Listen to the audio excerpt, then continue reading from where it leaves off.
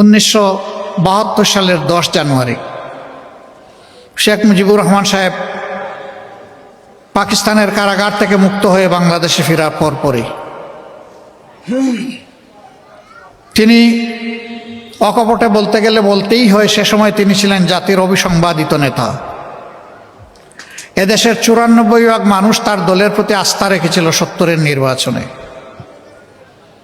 আফসোস, এমন আকাশচুম্বী জনপ্রিয়তা আর মানুষের ভালোবাসা নিয়ে যিনি দেশের দায়িত্ব নিলেন, তিনি দেশটাকে সামলাতে পারলেন না।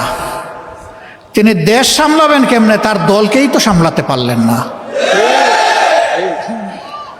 এই জন্য সেই দলটির ব্যাপারে আক্ষেপ করে উনি অনেক কষ্টের কথা বলে গেছেন যে বিশ্বে বিভিন্ন দেশ যখন স্বাধীন হয় মানুষ তারা সম্পদের খনি পায়, আমি পেয়েছি ভিন্ন খনি।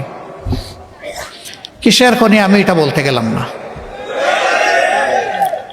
সম্মানিত ভাইরা, তিনি এও বলেছিলেন, কারে নিয়ে আমি সোনার বাংলা গড়ব, ডানে বায়ে সামনে পিছনে যার দিকে তাকাই একই চেহারা দেখতে পাই। তিনি তার জীবনের মূল্য দিয়ে এর প্রায়শ্চিত্ত করেছেন।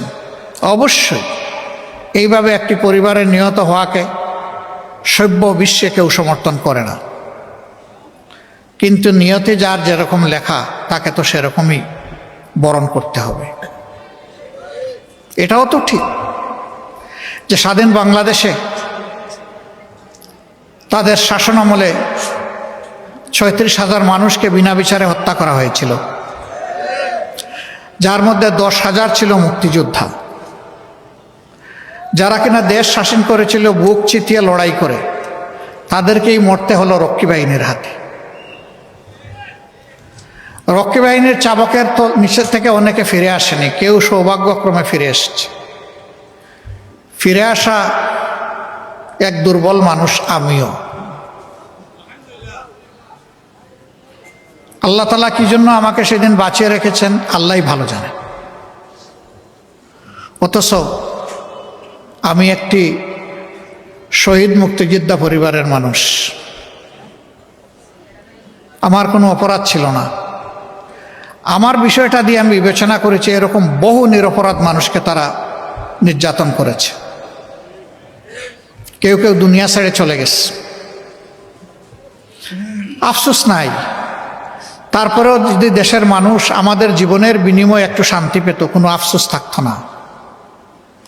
কি অবস্থা সৃষ্টি হলো। সম্ভ্রান্ত পরিবারের মানুষগুলো তাদের মেয়েগুলোকে আর কলেজ ইউনিভার্সিটিতে পাঠানো বন্ধ করে দিয়েছিল। কেন বন্ধ করে দিয়েছিল আপনারা বুঝতেই পারছেন। মানুষের জীবনের কোনো নিরাপত্তা ছিল না, সম্পদের কোনো নিরাপত্তা ছিল না, বাইরেও ছিল না, ঘরেও ছিল না। অথচ 70-এর নির্বাচনের সময় আমরাই বলেছি মানুষকে, ভোট দেন নৌকায়, আপনি দরজা খুলে রাতে ঘুমাতে পারবেন। হ্যাঁ, ঠিকই মানুষ দরজা খুলে ঘুমাইছে, কিন্তু সেই দরজাটা নিজে খুলে নাই, চোর ডাকাত এসে খুলে দিয়েছে। এরপরে কি হলো বুঝলাম, তারা সব ভালো কাজ করতে পারলেন না। দফায় দফায় ক্ষমতার পালাবদল হলো। দেশের চেহারার একেবারে উন্নতি হয় নাই এটা আমি বলবো না, হয়েছে। তবে যুগের যে পরিমাণ চাহিদা ছিল আর যে পরিমাণ সম্ভাবনা ছিল তার তুলনায় কিছুই হয়। এখানে বসা অবস্থায় আপনারা কোনো গন্ধ পাচ্ছেন কিনা? আমি কিন্তু একটু গন্ধ পেয়েছি। এটা একটা সভ্য জনপদ, এটা আমার গর্বিত দেশের রাজধানী। দুনিয়ার বিভিন্ন দেশে যাওয়ার সুযোগ হয়েছে। সেখানে নগরে শহরে এরকম চলমান প্রবাহমান বহু চ্যানেল আছে, ঝর্ণা আছে, নদী আছে, খাল আছে, ড্রেন আছে, কিন্তু আপনি ড্রেনের পানিও হাতে নিয়ে দেখবেন যে মার্বেলের মতো চকচক করছে। কেন? তারাও মানুষ, আমরাও মানুষ। আমরা কেন দুর্গন্ধের সঙ্গী হব? আমরা কেন পলিউটেড ওয়াটার স্ট্রিমের সঙ্গী হয়ে দুকে দুকে মরব? হাজার রোগ কেন আমাদের দেশে এই কারণে বাসা বাঁধবে? কপাল আমাদের এই জায়গায়। আমি বলেছিলাম আমাদের আল্লাহ অনেক সম্পদ দিয়েছেন, সব জায়গায় বলি একটা সম্পদের অভাবের কারণে আমরা পারলাম না আমাদের দেশটাকে বাগানের মতো করে সাজাতে। সেই সম্পদ হচ্ছে চরিত্রের সম্পদ। ক্ষমতায় যাওয়ার আগে অনেক রাজনীতিবিদ বলে থাকেন আমি রাজনীতিকে এবাদত মনে করি, আমি রাজনীতি করি মানব সেবার জন্য, সেবা আমার ধর্ম। হ্যাঁ, উনি মানব সেবা করেন ঠিকই, শুধু নিজের সেবাটা করেন। তিনিও তো একজন মানব, সেই অর্থে তিনি মানব সেবা করেন। কিন্তু মানব সেবা বলতে যা বোঝায় তা তো দেখি না। গত 15.5 বছর এদেশের মানুষ দারুণ কষ্টের মধ্য দিয়ে অতিবাহিত করেছে, আর আমাদের জন্য পরিবেশটা ছিল আরো একটু কষ্টের। জানেন সব কিছু, আমি এগুলো রিপিট করতে যাচ্ছি না। আমাকে একবার একজন তদন্তকারী কর্মকর্তা রিমান্ডে আমাকে জিজ্ঞেস করছে যে আপনি কি একটু দয়া করে আপনার সর্বশেষ ঠিকানাটা বলবেন। আমি বললাম বলবো, সর্বশেষ ঠিকানা আশা করছি এটা আল্লাহর জান্নাত। কয় না না, দুনিয়ার ঠিকানা। আমি বললাম যে সেইটা কোনটা বলবো? কয় কোনটা বলবেন মানে? বললাম যে আমার তো শত শত ঠিকানা আছে। কয় স্যার আপনি অ্যারেস্ট হয়ে এরকম আমাদের সাথে মৌজ করতে পারেন? বললাম মোটেই আমি মৌজ করছি না। কয় তাইলে কীভাবে বললেন যে শত শত ঠিকানা আছে? আপনি এত ধনী? বলে আপনি কল্পনা করতে পারবেন না আমি তার চেয়ে আল্লাহর মেহেরবানি বেশি ধনী। কয় একটু বুঝিয়ে বলবেন? আমি বললাম অবশ্যই। এই যে আপনারা আর আপনাদের সরকার, আপনাদের কারণে কোনো বাড়িতে 1 রাত, কোনো বাড়িতে 2 রাত, কোনো বাড়িতে 3 রাত, কোনো বাড়িতে 1 সপ্তাহ, কোনো বাড়িতে 2 সপ্তাহ, এইরকম করে কেউই তো আমাদের বছরের পর বছর যাচ্ছে। এখন হিসাব পেয়েছেন যে আমাদের শত শত ঠিকানা কোথায়? এটা শোনার পরে বলে যে আপনার ঠিকানা আমার লাগবে না। বুঝতে পারছে যে এর পরবর্তী ঠিকানা তো শেষটা না, আরো কোনটা হয়ে যাবে। এইটা ছিল ভাই আমাদের কন্ডিশন। একটা স্বাধীন দেশে বসবাস করেছি, পরিবারের সদস্যদের মুখ দেখতে পারি নাই একটানা দেশে থাকা অবস্থায় 10.5 মাস। অবশ্য যখন জেলে যেতাম তখন মাসে একবার দেখার সুযোগ পেতাম, তারা আসতো আমাকে দেখতে। কিন্তু জেলের বাইরে যখন থাকতাম এটা হতো না। এখন বলবেন এটা তো আপনার উপর দিয়ে গেছে, তাতে দেশবাসীর কি? না, আমার উপর দিয়ে যায় না, এই কোটি কোটি মানুষের উপর দিয়ে একই অবস্থা গিয়েছে। আমি একা মজলুম ছিলাম না, বলতে গেলে গোটা দেশবাসী, গোটা সমাজই মজলুম ছিল। তারা আমাদের সবগুলো অধিকার একে একে কেড়ে নিয়েছিলেন। বাঁচার অধিকার, খাওয়ার অধিকার, কর্মসংস্থানের অধিকার, আমাদের ভোটের অধিকার, আমাদের মানব অধিকার, আমাদের নাগরিক অধিকার সবই তাদের জিম্মায় চলে গেছিল। তাদের অবস্থাটা ছিল তারা দেশের মালিক আর আমরা ভাড়াটিয়া। ভাড়াটিয়ারও ভাই একটা মর্যাদা থাকে, তাও মনে হয় আমাদেরকে ওভাবে চিন্তা করতো না দেশবাসীকে। এবং কোথায় কোথায় তারা হুমকি দামকি দিতেন, কোথায় কোথায় মানুষ খুন করতেন, কোথায় কোথায় বিচারের নামে মানুষকে ফাঁসিতে ঝুলাতেন। তাদের অবস্থাটা এমন হয়ে গিয়েছিল। কোনো এক কালের দুর্দর্শ একজন শাসক, সে যখন দেখলো যে ওই দেশের মানুষ কিছুটা নবীর রসুলের দিকে ঝুঁকে যাচ্ছে, তখন তাদেরকে এনে শাসালো। শাসায় বলল, আমাকে তোমরা তোমাদের রব প্রতিপালক স্বীকার করো না? বলে হ্যাঁ করি তো। কয় শুধু প্রতিপালক স্বীকার করো না, সবচেয়ে বড় আনা রাব্বুকুমুল আলা, আমাকে সবচেয়ে বড় রব মানো কিনা? এরা ভয়ে অনেকেই বলেছে, যদিও তাদের ইমান এটা সাক্ষ্য দেয়নি, ভিতরে অন্য কিছু ছিল, যে হ্যাঁ আপনি আমাদের সবচেয়ে বড় রব। সেই সবচেয়ে বড় রব মাত্র 2টা মানুষকে তাড়া করতে গিয়ে 2 লক্ষ সৈন্যের বাহিনী, সুসজ্জিত বাহিনী, এবং স্বয়ং কমান্ডার ইন চিফ সেই রাজ্যের শাসক, শেষ পর্যন্ত আল্লাহ তাআলা বনি ইসরায়েলকে পার করে নিয়ে গেলেন, সমুদ্র ফাঁক করে 2 ভাগ করে শুকনা রাস্তা দিয়ে হাঁটাইয়া নিলেন। আর তারাও ওটা নিজেদের জন্য শুকনা রাস্তা মনে করে এদেরকে ধাওয়া করল। 2 দিক থেকে পানির দেয়াল এসে মিশে গেল, তারা নিশ্চিহ্ন হয়ে গেল। পানিতে গলে মানুষ শেষ হয়ে যায়, কোনো অস্তিত্ব পাওয়া যায় না। কিন্তু আল্লাহ তাআলার কি অপূর্ব খেলা, সেই পানিতেই ফেরাউনকে আল্লাহ শুটকি বানাইয়া দিলেন। এখন ফেরাউনের শুটকি বা মমি এখন মিশরের মিউজিয়ামে আছে। মানুষ যায় দেখে, আর স্বৈরাচারী শাসকদের অতীত কি সেটা স্মরণ করে। কিন্তু ইতিহাসের বড় শিক্ষা হচ্ছে যে মানুষ ইতিহাস থেকে শিক্ষা নেয় না। যদি নিত তাইলে স্বৈরাচারীপনার দিকে মানুষ হাঁটত না। তারা হেঁটেছেন, তারা তিনটা নির্বাচন নিজেরা করেছেন তাদের মতো করে।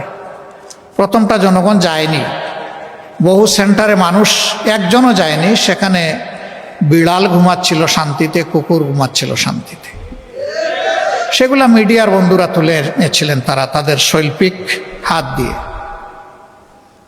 দ্বিতীয় নির্বাচনটা তারা এতটাই আস্থা হারায় ফেললেন যে নির্বাচনের দিন পর্যন্ত ধৈর্য ধরতে পারলেন না। 18 সালে আমাকে এখানে জোটের পক্ষ থেকে ক্যান্ডিডেট করা হয়েছিল। আমি এক মুহূর্তের জন্য এইভাবে আপনাদের সামনে এসে দাঁড়াতে পারিনি, আপনাদের মুখ দেখতে পারিনি। এই পরিস্থিতি এমনভাবে সৃষ্টি করে রাখা হয়েছিল, সারা বাংলাদেশে 64 জন ক্যান্ডিডেটকে কারাগারে নিক্ষেপ করা হয়েছিল। 113 জনকে তাদের বাড়িতে গৃহবন্দী করা হয়েছিল, ঘর থেকে বের হতে দেওয়া হয়। সেই রকম করে নির্বাচন, তারপরেও নির্বাচনের দিন পর্যন্ত তারা ধৈর্য ধরেন নাই, রাতের বেলায় সাবাড় করে দিয়েছেন সব।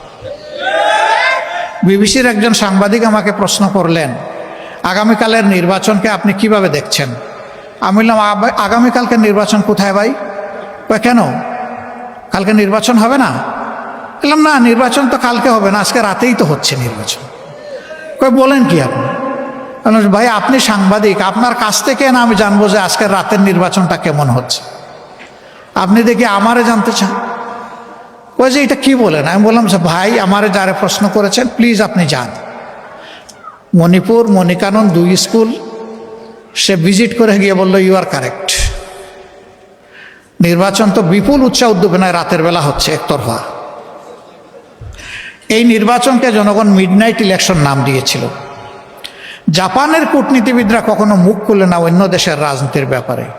এই প্রথমবার এই নির্বাচনের পরে জাপানের বাংলাদেশি যিনি রাষ্ট্রদূত ছিলেন তিনি বললেন এটা নির্বাচন নয়, এটা মধ্যরাতের নির্বাচন। ইন্টারন্যাশনাল কমিউনিটিও এটাকে সেইভাবে নিয়েছিল। আর 24 সালে নির্বাচন করার জন্য প্রার্থী পাওয়া যাচ্ছে না, কে কম্পিটিশন করবে? সেখানে আমি আর ডামি এই মিলিয়ে তারা নির্বাচন করেছে। এখানে যাদের বয়স 35-36-এর নিচে তারা একটু হাত তুলেন তো দেখি। মাশাল্লাহ, a good number of people. আপনারা জীবনে হাত নামান ভাই, কষ্ট করছেন। আপনারা জীবনে একটা ভোটও দিতে পারেন নাই। আপনারা কি তাদেরকে আপনাদের অধিকার কেড়ে নেওয়ার অধিকার দিয়েছিলেন? দেন নাই। সেই 3 নির্বাচনে আপনারা শুধু ভোট দিতে পারেন নাই না, আমরাও ভোট দিতে পারি নাই। আমি তো আমার ভোট দিতে পারি না। আমি যখন ইলেকশন স্টার্ট হওয়ার 1.5 ঘন্টা পরে শুনলাম যে আমার কিছু এজেন্টকে গায়েব করা হয়েছে, ধরেন 2-1 জন মহিলার মাথা ফাটিয়ে দেওয়া হয়েছে, হাত ভেঙে দেওয়া হয়েছে, তখন আমি বললাম যে রক্তের বিনিময়ে আমার আসনে বিজয় লাভ করার আমার প্রয়োজন নাই, আমি এই নির্বাচনে থাকবো না। তাই সারা দেশের খবর নিয়ে আমরা 12টা 15 মিনিটের সময় বলে দিলাম যে এই নির্বাচনে আমরা নাই, এটা আমরা প্রত্যাখ্যান করলাম। আমরা অবৈধ নির্বাচনকে বৈধতা দিতে চাই না। আমাদের বিভিন্ন দেশের বন্ধুবান্ধব বলতো তোমরা বলতেছো ওরা ফেয়ার ইলেকশন দিবে না, তোমরা না গিয়ে কিভাবে এটা প্রমাণ করবা যে ওরা ফেয়ার ইলেকশন? তোমরা যাও, তারপরে বোঝা যাবে ইলেকশন ফেয়ার না আনফেয়ার। অবশ্যই ইলেকশন হয়ে যাওয়ার পরে আর কোনো বন্ধুবান্ধব এই কথা বলে নাই যে তোমরা নির্বাচনে যাও। 24 সালের নির্বাচনের পরে তারা ঘোষণা দিয়েছিল 41 সাল পর্যন্ত বাংলাদেশের ইজারা তারা গ্রহণ করেছে, যে আমরা 41 সাল পর্যন্ত এই দেশকে সাজাবো, অর্থাৎ আমরা ক্ষমতায় থাকবো। তো তেল মুলকা মান তাশা ওয়া তানজিউল মুলকা মিম্মান তাশা। আল্লাহ হচ্ছেন সমস্ত মুলুকিয়াতের মালিক। কুলিল্লাহুম্মা মালিকাল মুলক, নবী তুমি বলে দাও তিনি সেই মহান আল্লাহ যিনি সমস্ত বাদশাহীর মালিক। তার মহান বাদশাহী থেকে দুনিয়ার শৃঙ্খলা বিধানের জন্য যেখানে যেখানে প্রয়োজনে একটু হালকা কর্তৃত্ব তিনি দান করেন। এই কর্তৃত্বে যারা ব্যর্থ প্রমাণিত হয়, জালেম প্রমাণিত হয়, দুঃখবাজ খেয়ানতকারী প্রমাণিত হয়, সন্ত্রাসী প্রমাণিত হয়, আমি তাদের কাছ থেকে আস্তে করে ক্ষমতা কেড়ে নিই। সব কিছু সাজানো হয়েছিল 41 সালের জন্য। 24 সাল যে 41 হয়ে যাবে তারা এটা বুঝতে পারেন নাই। সে বছরটা আমি আল্লাহ তাআলার মেহমান হিসাবে হজে গিয়েছিলাম। অনেক মানুষ মুখের দিকে তাকায় বলতো, যারা চিনত যে আমাদের কি বাঁচার কোনো পথ বের হবে? বলতাম কেন নয় ভাই? ওই কিভাবে? যে আল্লাহ যেভাবে অতীতে করেছেন সেইভাবে। ওই যে কোনো আলো দেখি না তো, এটা কারে দিয়ে হবে? তাই আমি বলতাম যে কেন, সকল যুগেই পরিবর্তন এসেছে, যুবকদের হাত ধরে তাদের গাড়ে ভর করে। বাংলাদেশেও পরিবর্তন আসবে যুবকদের হাত ধরে। ভাই আসল জায়গায় এসেছেন। চকের 2 ফোঁটা পানি দিয়ে আপনি মাতাফে গিয়ে কাবাগরের দিকে নিশানা করে আল্লাহ তাআলাকে বলুন যে আল্লাহ এই জালিম জনপদ থেকে আমাদেরকে উদ্ধার করো। আল্লাহ এই চোখের পানি ফেরত দেবেন না। আল্লাহু আকবার। লোকেরা দেখতাম যে আমার কথায় বিশ্বাস করে না, আস্থা আসে না। হজ উমরা শেষ করে যখন ফিরলাম 17 তারিখ, 16 তারিখ আবু সাঈদের মৃত্যুর শাহাদতের মধ্য দিয়ে বাংলাদেশের নূতন অধ্যায়ের সূচনা হলো। 17 তারিখ থেকে আগুন জ্বলে উঠল। সেই দিন থেকেই চতুর্দিকে নিরীহ জনগণের, নিরস্ত্র জনগণের বিরুদ্ধে সশস্ত্র আক্রমণ শুরু হলো। ভয়াবহভাবে শ মানুষ খুন করা হলো। শেষ পর্যন্ত এর শেষ পরিণতি হলো গিয়ে 5 তারিখ। যারা বলেছিলেন আমরা পালাই না, তারা জানি না এখন কিভাবে কোথায় গেলেন। আমরা কোনোদিন এটা বলি নাই যে আমরা পালাই না। তবে আলহামদুলিল্লাহ রাব্বুল ইজ্জত আমাদেরকে এটুকু মেহেরবানি করেছেন যে আসলেই আমরা পালাইনি। আমরা ফাঁসির রশি গলায় নিয়েছি কিন্তু দেশ থেকে পালাইনি। আমাদের একজন, তিনি আমেরিকায় ছিলেন স্বাভাবিক কাজে। সেই সময় বন্ধু বান্ধব তাকে নিষেধ করেছে, ডোন্ট কাম ব্যাক। তিনি বলছেন কেন? বলেছে যে আপনাকে ওই রকমই পার্সিকিউট করা হবে, অবিচার করা হবে যেমনটা অবিচার করা হচ্ছে আপনার সিনিয়র লিডারদের সাথে। তিনি বলছেন সিনিয়র লিডাররা যদি আল্লাহর জন্য ধৈর্য ধরে সহ্য করে থাকতে পারেন, আমিও পারবো, আমি আসছি। আদালতে দাঁড়িয়ে আমাকে ফাঁসি দেওয়া হোক, আমার কোনো আপত্তি নাই। আমি পলাতক হিসাবে এই বদনামের অংশ নিতে চাই না যে আমি অপরাধী। আমি আদালতে দাঁড়িয়ে বলবো আমি নিরপরাধ।